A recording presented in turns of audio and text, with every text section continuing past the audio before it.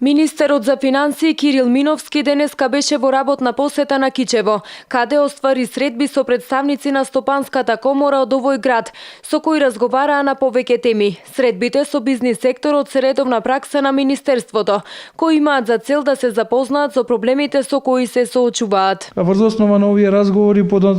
креираме соодветни политики и мерки кои што имаат за цел подобрување на деловното опкружување и креирање на мерки кои што ќе значат стимулирање на развојот на бизнисите во Република Македонија.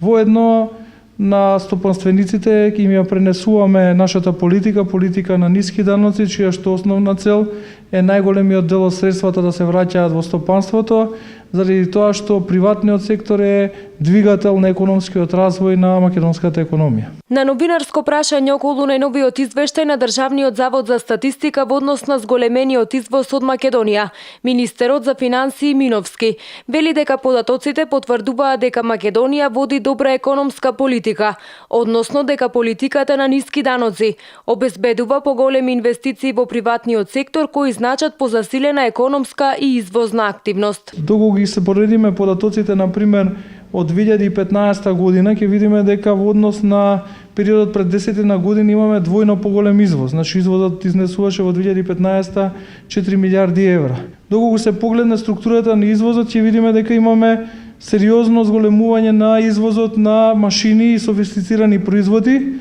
што значи дека се зголемило учеството на производи кои што имаат поголема додадена вредност, значи покомплексни производи, што представува еден позитивен сигнал дека има добра перспектива македонската економија и во наредниот временски период по политичката стабилизација да креира доволно економски раст, што ќе значи поголемо вработување и поголема благосостојба за граѓаните на Република Македонија. Податоците на Државниот завод за статистика покажуваат дека вредноста на извезената стока од Македонија во 10 месеци од 2016 година изнесува 3,5 милиарди евра и представува раст од 5,8% во споредба со истиот период лани.